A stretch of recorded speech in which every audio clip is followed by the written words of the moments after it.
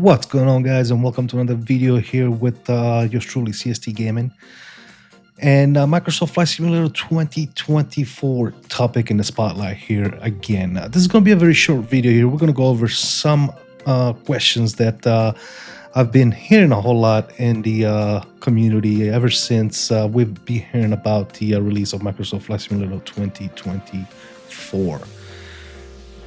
The biggest question that I get all the time is, hey, CST Gaming, will my PC handle the new simulator as it struggles with the current one? Well, here's what I'll tell you. As of right now, obviously to say yes it will be pretty dumb, wouldn't it?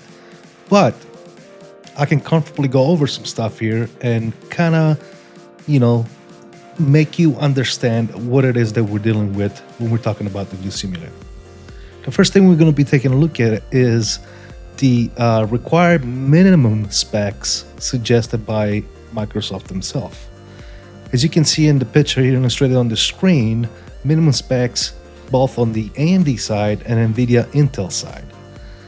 So on both of those categories, you'll see Windows 10 with latest update as the minimum required. You will also notice that the X12 is required, which means that you will need a GPU which is DirectX 12 compatible or able to run DirectX 12. On the AMD side, you'll see the AMD Ryzen 5 2600X as a minimum specs, and on the NVIDIA Intel side, you'll see an Intel Core i7 6800K. When we're talking GPUs, on the AMD side, you'll see a Radeon RX 5700, and on the NVIDIA side, they're starting you off with a GeForce GTX 970. Now, as far as VRAM, on both sides, AMD and Intel, they're telling you that 4GB is your minimum requirement.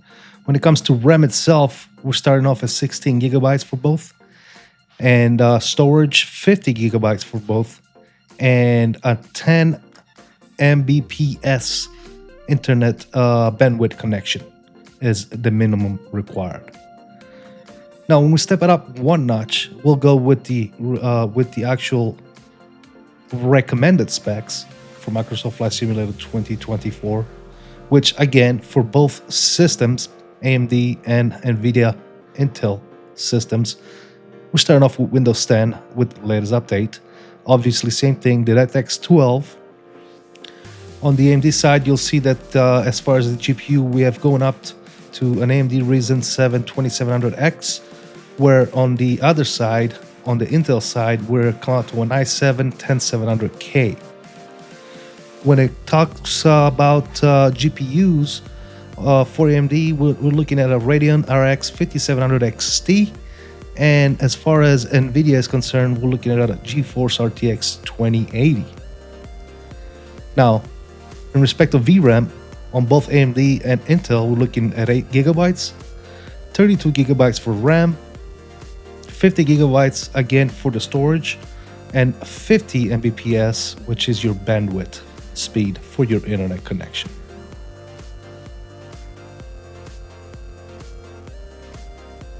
Now, last but not least, we have the ideal specs that Microsoft recommends for Microsoft Flight Simulator 2024. For both AMD and NVIDIA Intel. Again, both systems require Windows 10 with latest update as a minimum. The DirectX 12 is also a requirement for both. On the AMD side, we're looking at an AMD Ryzen 7 7900X, and on the Intel side, we're looking at an i7 14700K. When we're talking GPUs, on the AMD side, we go with a Radeon RX 7900 XT, and on the Intel side with NVIDIA GeForce RTX 4080. Now we're stepping up a little bit when it comes to VRAM. We're going to 12GB for both, 64GB on the RAM itself for both, 50GB of storage, and then 100 Mbps when it comes to your bandwidth internet speed. Now, when we look at all the specs, right, the first question that comes to mind is, well, how is it possible, right, that I have such a good system right now and still you're telling me that your Flight Simulator is not running as efficiently as it should. Well, that's because Microsoft Flight Simulator 2024 is going to bring us some innovative solutions to be able to take advantage of our system a lot more than the current Microsoft Flight Simulator 2020.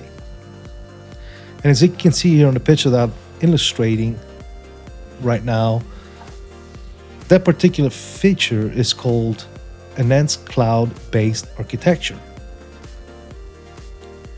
So reading from the top, it says, despite the significant advancement in graphics and features, requirements remain similar to those of Microsoft Flight Simulator 2020. This is thanks to the innovative Enhanced Cloud-Based Architecture, which allows the simulator to offload much of the processing data storage to the Microsoft Cloud server, reducing the burden on local hardware, which also explains why storage requirements remains a custom 50 gigabytes across all specification and tiers. So what does this mean? I think we kind of touched a little bit in the past here. What this actually means is that your system locally is going to have to work less into generating all your graphics, right? Everything is going to be stored in the cloud. It's going to be streamed to your local machine via the cloud from the Microsoft servers. So your machine is going to work a lot less, and it's going to render everything that much easier. With that said, the thing that actually is going to come into play more than now is your internet connection. And when I'm talking internet connection, I'm talking speed of your connection. Now we'll finish with this.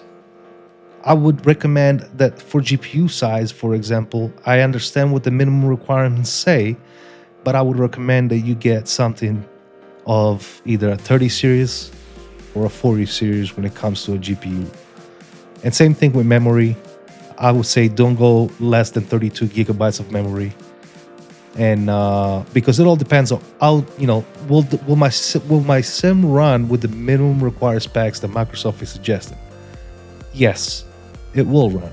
However, at what cost? Are you willing to run all your settings on low? Alright guys, that's all I had for today. I just wanted to kind of get in here and kind of talk about system requirements and all that good stuff. If you want me to keep going with this type of videos, please let me know in the comments section down below. Drop me a comment, let me know, hey CST, you're doing great, keep it up. We love this type of stuff. And as I always say, I salute you all, and please continue to have fun, stay safe, and peace out.